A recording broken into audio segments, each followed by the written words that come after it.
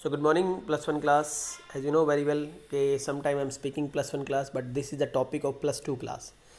So today I'm starting the next topic and the next chapter, and the name of the chapter is जन आंदोलनों का उदय. मतलब अभी आप देखेंगे कि इस चैप्टर में बहुत सारे ऐसे इशू सामने उभर कर आए जिन्होंने कि हमारी राजनीति को एक नया मोड़ दे दिया.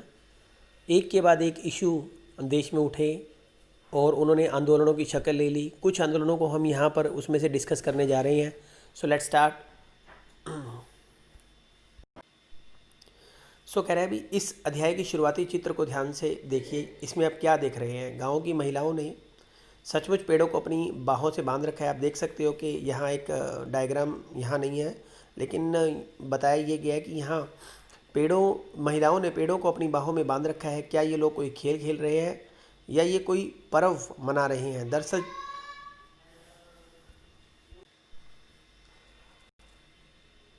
कहते हैं ऐसा कुछ नहीं कर रहे हैं. जो ये तस्वीर दी गई है इसमें सामूहिक कार्रवाई की एक असाधारण घटना को दर्ज किया गया. यानी कि आप यहाँ एक घटना को देखेंगे जो कि 1973 में घटी, जब मौजूदा उत्तराखंड के गाँव के स्त्री पुरुष एकजुट हुए और जंगल की व्यावसायिक कटाई का विरोध किया.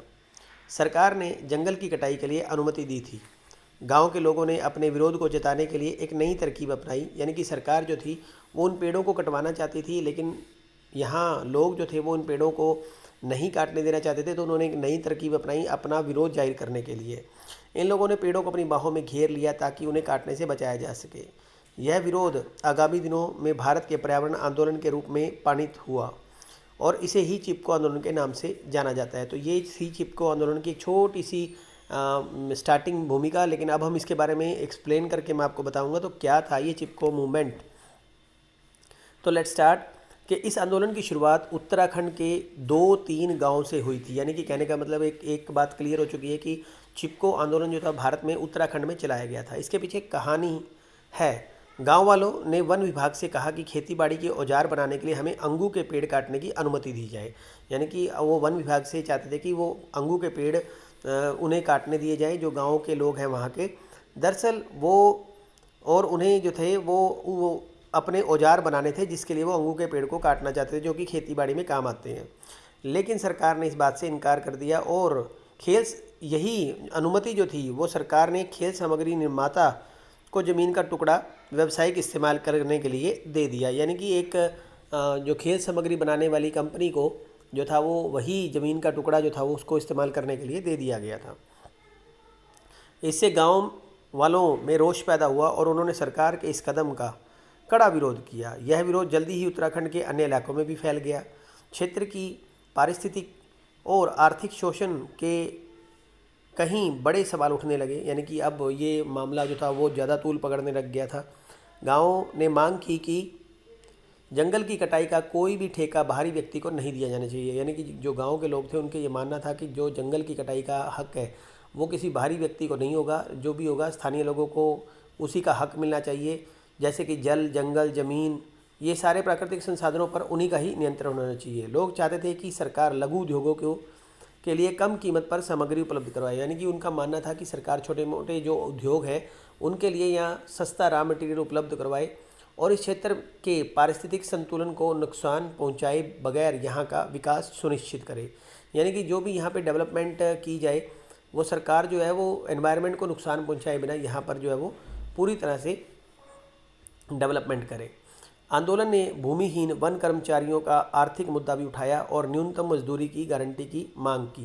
यानी कि अब गांव वालों का जो डिमांड थी वो उन्होंने कुछ और भी इसमें अपने इश्यू जो थे वो जोड़ दिए थे. अब वो मान रहे थे कि न्यूनतम मजदूरी जो है वो भी तय की जाए और अपने आर्थिक मुद्दा जो था वो भी यहाँ पर उन्होंने सरकार के सामने रखा. चिपको आंदोलन में एक बात बड़ी खास थी कि इसमें महिलाओं की एक्टिवेशन या जो महिलाओं की सक्रिय भागीदारी थी. यह आंदोलन का एकदम नया पहलू था.